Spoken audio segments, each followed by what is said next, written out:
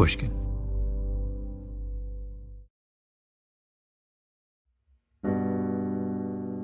I grew up in what we call Calumet Heights neighborhood. It's just southeast side of Chicago, painted by violence and health inequities at a time where it was not nice to live in that neighborhood, at a time where it was very dangerous, where it was very gang-ridden. Yes, there's still a lot of violence today in Woodlawn. Nothing like just 20 years ago when I was a child growing up in these neighborhoods and having to watch out for myself. On a cold and rainy winter's day, I went to Chicago to see a young man named Abdullah Pratt. Big beard, thick black plastic glasses, built like a linebacker. What was your path? When did you decide you wanted to go into medicine, and when did you decide you wanted to pick emergency medicine? So I think I wanted to be a doctor since the time that I was a child. I remember having the Fisher-Price bag at Christmas and, being 3-4 years old and stuff. I grew up in the museums. So the Museum of Science and Industry was a sanctuary for me as a child. The Shedd Aquarium. I did my first dissection of a squid at the age of like 7 or 8. Those things fueled a passion for science, a passion for anatomy, and after growing up in a completely 100% African-American community, I was in programs where I'd be the only African-American, but I was winning awards for being the best.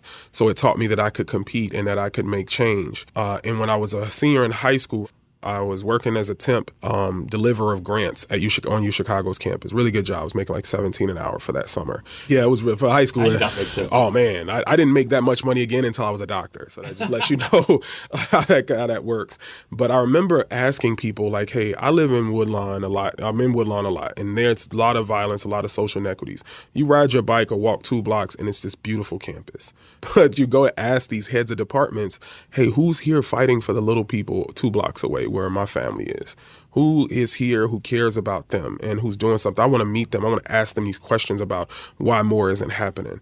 And a couple of these heads of departments literally looked me in the face and said, young man, maybe you're the answer to the questions that you have. Maybe you have to take on the burden of sacrificing and making yourself into the type of candidate that can qualify to get here. Go get that 3.9 GPA, no excuses. Go fight for your community, learn about the issues, and do it.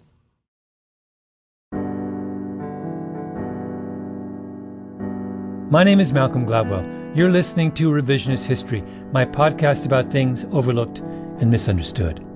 This is the final installment in our mini-series on gun violence. It's about a young man who grew up in one of the most dangerous communities in America, became an emergency room doctor, and decided to stay in the same neighborhood where he grew up.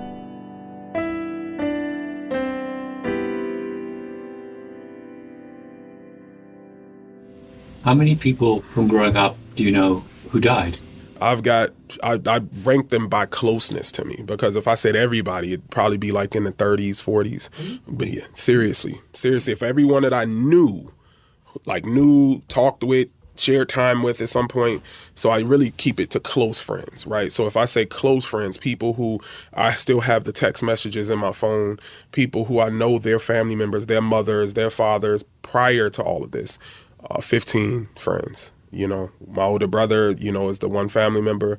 My closest friend in the world, the day that my brother died, and I said, hey, I lost my brother and you the closest thing I got to brother, that person was murdered, right? And all of them are leaving behind children. All of them were great fathers who I think many of them, our last conversations were about parenting and fatherhood. Close teammates, right? So I've had 3 close teammates just from my one high school team all be murdered.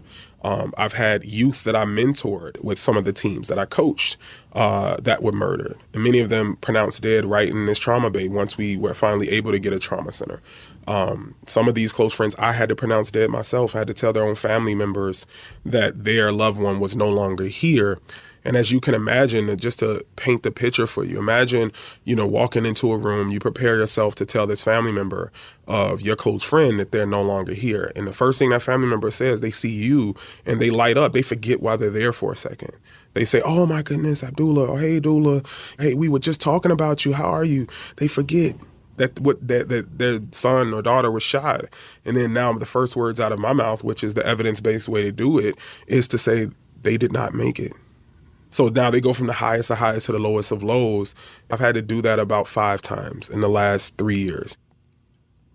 Only one time have I been forced to stop working the shift, but usually I finish these usually early in my shifts, and I keep working because if I stop, then you think about it all, you know, and you prepare yourself for the worst walking into any shift, especially when you grow up in a neighborhood.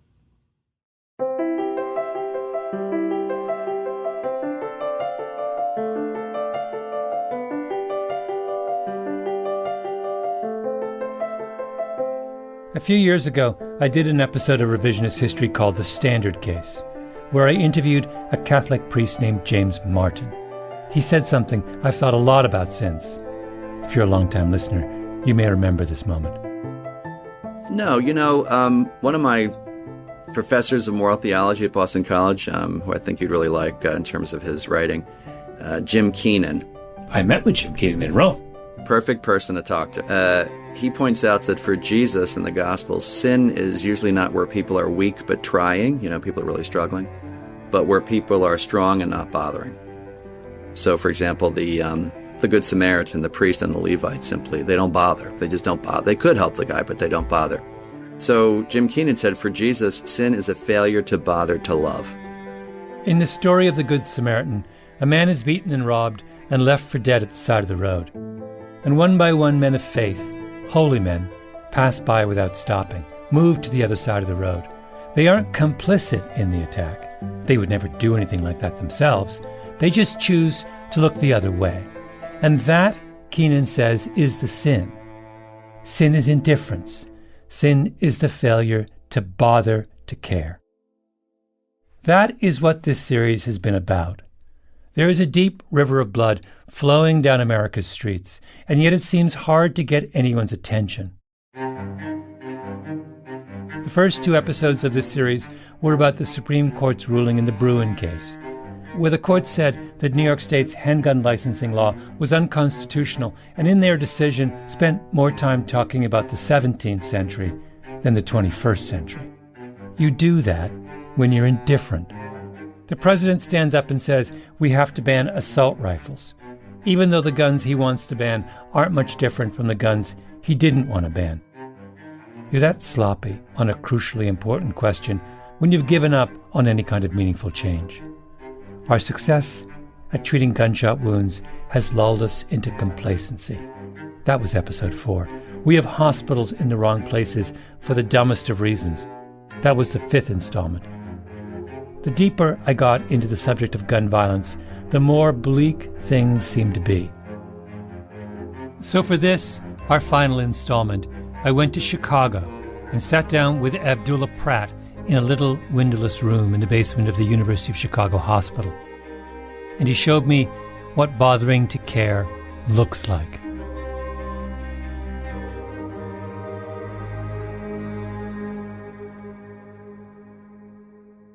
And unfortunately, that was the last words my brother told me before he was murdered, is looking at me being a first-year medical student at UChicago, he reiterated that.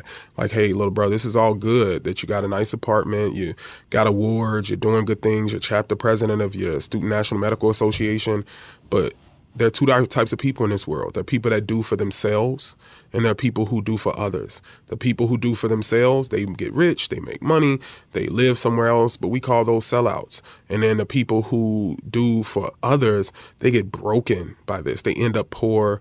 They're not able to actually have the impact that they want to. Abdullah's brother's name was Rashad. He was Abdullah's best friend and protector. He was killed when he tried to stop some kids from stealing a car. He said this in lesser terms, but he said, maybe if you're as smart as that I think you are and as these awards are trying to say you are, maybe you'll be one of the first people to figure out how to do both, how to be able to protect your family, do well for yourself, grow your initiatives, and do for those at the very, very bottom, like your aunties, your best friends on the block, those type of people. And he said, if you can do that, I'd be so, so proud of you. And to this day, I'm still trying to figure that out.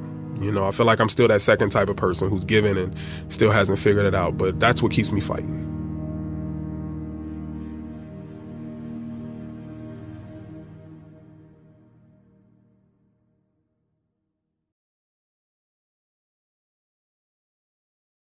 When I met with Abdullah Pratt, I asked him what the busiest night of the week was at a trauma center.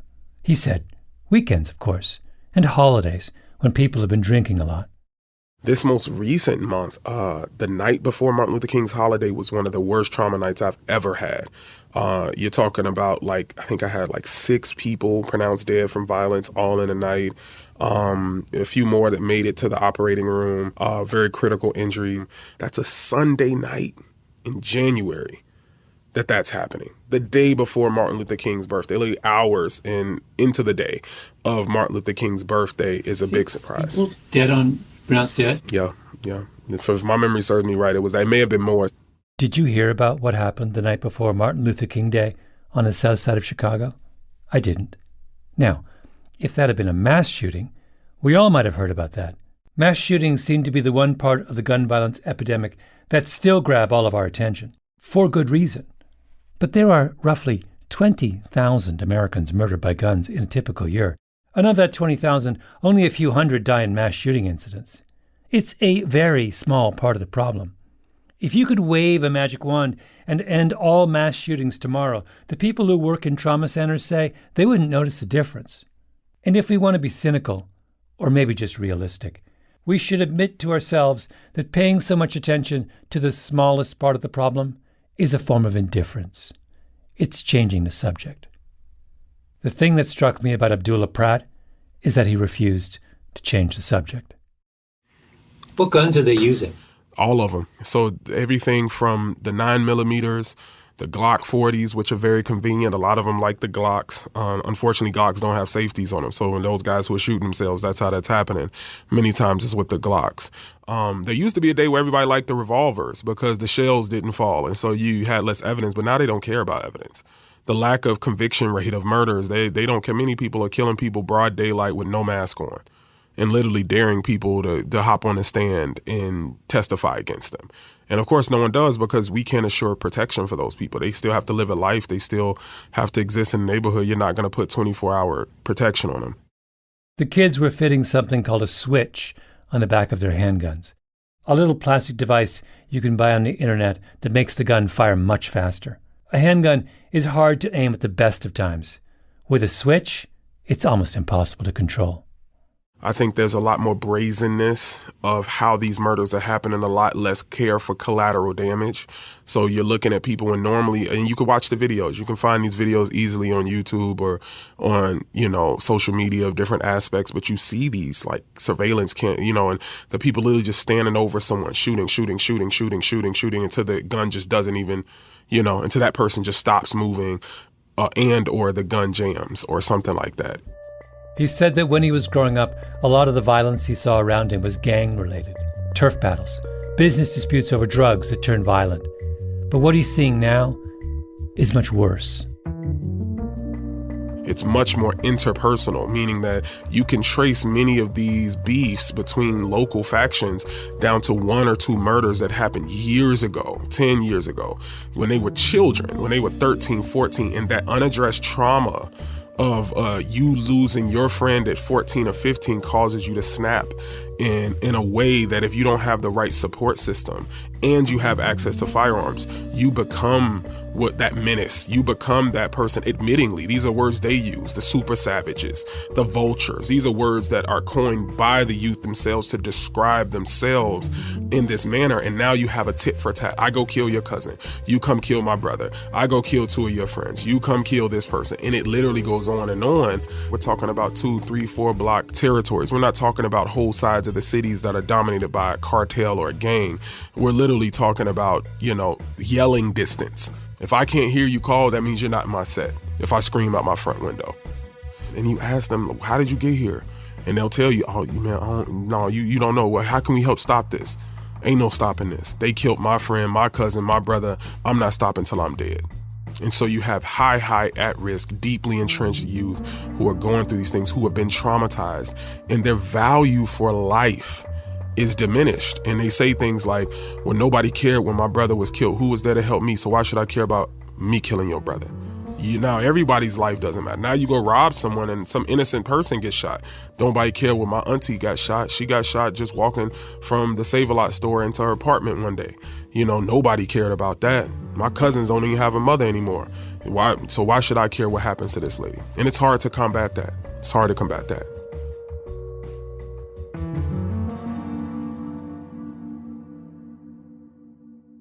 I began this series believing in stricter gun control, as you expect I would as a good Canadian who lives in a blue state. Background checks, licenses, age limits, sensitive place laws, on and on. I still believe in all those things, in the abstract, but after I sat and listened to Abdullah Pratt, I realized that very little of what I thought of as a solution would actually solve the problems he was talking about. Can you really pass a law and make a big dent in this kind of a problem? Expecting laws to handle this kind of violence is what we do when we're not really paying attention. This is all the scoreboard. Another word that's coined by our youth is check the scoreboard. So let's see how many people of yours we've killed, how many people you killed of ours, who's up.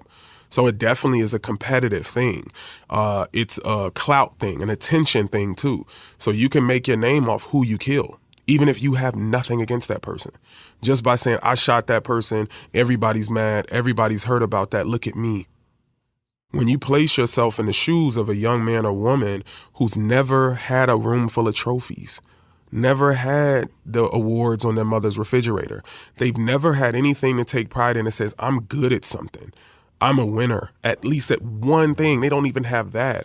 And they feel like their whole life they've taken nothing but losses to their pride. Every day someone's stepping on them. Every day somebody's telling them what to do. Every day this. So when you run into somebody, you're like, listen, I'm not doing that again today. Today I will not take another L. And in those different types of situations, something like, hey, I'm a big name now because I shot and killed somebody. That may be the first time that anybody gave them any type of respect, any type of admiration, and adoration, unfortunately, happens. This may be the first time that girls know your name. So you might have went to high school, you were the one that maybe struggled to read. Maybe you had learning disabilities that were unaddressed. You didn't have the finances to dress in the nicest clothes. And now you're somebody. All of a sudden you wake up and people are talking about you on Twitter in these spaces, these very entrenched spaces, or on Snapchat or whatever the case is. And to many, that's a powerful position because for once they can control something. They can cause fear in someone. For a 30-year stretch starting in the early 90s, Chicago didn't have a trauma center on the south side of the city. So if you were shot there, you had to be taken to big hospitals at the other ends of the city, north to Northwestern or Cook County, or west to Advocate Christ Medical Center, which meant that if you were shot on the south side, you were far more likely to die in the ambulance before you got to the hospital. We talked about that in the previous episode. Abdullah Pratt was a big part of the fight to finally open a trauma center on the south side. And during that battle, one case hit him hard: the shooting of a young man named OTF Newski. And I didn't know this at the time, but there was a big scene gathered also not too far from where I grew up. And there were people standing around yelling at the police saying, why aren't you helping them? Why aren't you helping them? And this young man, I can remember driving past slowly as I get past the crowd and just seeing him gasping for air, blood all over the place, nobody helping, yellow tape starting to be put up. And I remember that just hit me heavily. And it was that day that I found out that there was a law that says that if there's an active shooter event going on or the scene hasn't been secured, the police do not allow ambulances in to help. And that's what also galvanized what myself, my MedKeep team does to try to train lay bystanders, not only in how to deal with these gunshot wounds, but also in the laws that allow them, the Good Samaritan Act, the innocent bystander laws that protect them from prosecution for trying to help if they're earnestly trying to help. And we trained over 7,000 youth in Chicago South Side in areas that had no other trainings like this going on. Trained 7,000 youth. young people in the South Side of Chicago, basically about how to handle a gunshot wound before help comes. Yeah, those things, those memories are etched into my mind almost as clear as my brother's, the memory of seeing him being pulled out of his truck the day he died. So when you look at it that way and you look at the potential, those young men would have been 26, 7 now. They would have been coming into their own, maybe helping stop violence. As he talked, he was on his way over to a school not far away, Dulles Elementary, to do one of those training sessions, this time with a group of fourth graders. Yeah, it's in the heart of Parkway Gardens, a.k.a. DeWick, a.k.a. O Block, right? The most notorious project housing still standing in Chicago. And we'll be there. We're going to teach them actually how to deal with gunshot wounds and do CPR. When I first get there for them, what it's going to be like is them, number one, saying, hey, who we are, this is a sensitive moment. But we asked them, how many of you all have lost a loved one, a father, mother, brother to gun violence? When we've asked that school before, 100% of their hands go up, and that's 100%. Rare. So for these fourth graders, they're going to be ask that. These hands go up. I'll show you the pictures and videos of it happening. Usually we get like 50%, 60%, and that's high. That's extremely high. But when it's 100% of the hands that go up and they can name, oh, it was my brother, it was my sister, it was my father, it was both my uncles. When it's like that, now we're going to say, well, we're here today to help you all know what to do in that situation. How many of you all, if you knew something about how to help them, would have helped? And then 100% of those hands go up. So we stitch it together. He's teaching the kids how to be first responders, to do what they can do before the ambulance arrives. And then we teach them the ABCs, really simple. A means alert 911. Call 911, tell them you need an ambulance, what's happened, where you are, and importantly, that the shooter has left the scene. So that's A. B stands for bleeding. Find the bleeding. So now you have to see what's injured. So if that means ripping open a pants leg or a shirt or something like that to find the hole, it's important, because if you start putting tourniquets and holding pressure on a hole and that's not where the hole actually is, you're actually not even helping them, and you could be creating more harm for the person. So then the next thing is C, which is compress the wound. Compress the bleeding wound, teaching them how to place tourniquets and things, and being practical to say you're probably not going to have a tourniquet. You're probably not going to have gauze. So this is how you use a tampon, right? It was meant to go into holes and soak up blood. For the young men, you probably never seen this unless you were playing in your sister's drawer or something, but we'll teach you how to use this, because this is probably going to be at your fingertips.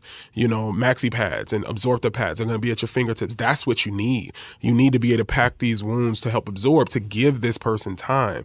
And so we try to keep it simple. We're not trying to teach them how to be a trauma surgeon. We're trying to get them to feel confident enough to act, do something, call 911 early, sit there with the person, and then 911 will actually walk you through these things. In this past summer, we actually had a young lady, a young Latina lady who, one of my best students, and she came to me week 2, and she's like, Dr. Pratt, I need a new kit. I'm like, girl, you lost your kit already? I'm like, okay, I'll go get you a new kit. She's like, no, I didn't lose it. I promise, I didn't lose it. I said, what happened? She said, I had to use it. And I was like, well, what do you mean you had to use it? She was like, oh man, they shot someone right in front of my house. She said, I got it on video. She shows me the video. She did everything right. She took the time to watch the people leave. She calls 911 on the way out. She goes and gets her kit that we had just given her days before that. And then the police come right on time, and they're like, you can't be here, you need to move. And she's like, no, there's a law that says that I can be here and help, and I have the kid, and I don't want to see him die. And they're like, we'll compromise. We'll take the kit. We'll make sure we use it. We just don't want you in harm's way. You can stand off to the side. And literally she has the pictures and videos of them using everything in that kit, to the tourniquets, the gauze, the everything, strewn out, used. And so of course she got her another kit. And I was so proud of her for being able to do it. This young lady was either 16 or 17. She wasn't even a senior yet. So this was like a sophomore, junior. This is nuts. Yeah. In the streets of Chicago, an ER doctor who has lost 15 close friends and his older brother to gun violence is going out to local elementary schools on his afternoon off and teaching fourth graders how to stabilize a gunshot wound. This is what it means to bother to care. Abdullah Pratt doesn't turn his back on where he's from or hide behind a wall of indifference or change the subject. He sees a river of blood and he says, maybe there's something I can do right now to stem the tide. Do I know what the equivalent act is for the rest of us who don't live in the middle of the crisis? I don't. But we can at least start by acknowledging that Abdullah Pratt's Chicago is also our Chicago. Our country, our flesh and blood. We live here too.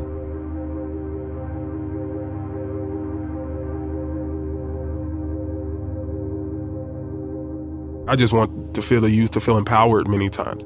I just want them to feel like they have ownership of their own community and that they are the best position to solve these problems. There is no one, some big chariot, some messiah that's going to come through that's a politician that's going to fix your problems. It's going to be on you. That's what history shows us.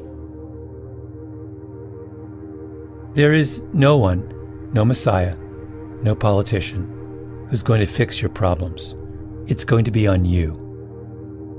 No one should have to give that speech to a room full of fourth graders. Sin is the failure to bother to care.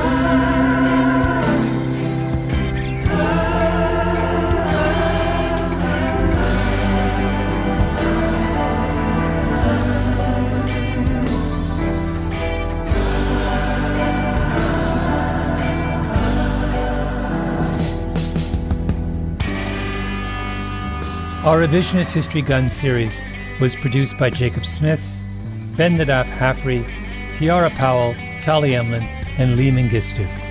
We were edited by Peter Clowney and Julia Barton, fact-checking by Arthur Gompertz and Cashel Williams, mastering by Flawn Williams, engineering by Nina Lawrence. I'm Malcolm Gladwell.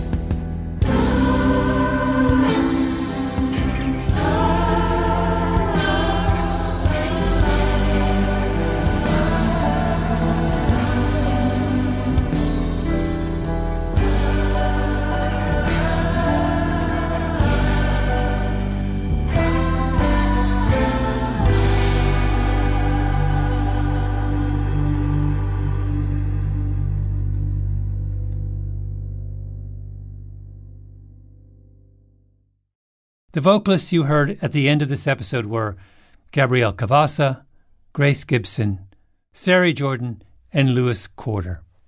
It was recorded at Artisound Production, produced by Keenan McRae, choral arrangements by Luis Guerra, drums by Mike Longoria, all other instruments played by Luis Guerra.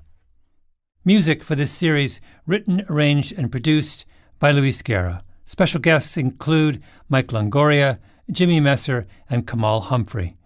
Samples were cleared by L. Chapulin Music. Additional mixing and mastering at P&L Records. Special thanks to John Meistus for connecting the New Orleans-based choir Voices of Artisound with the team at Revisionist History.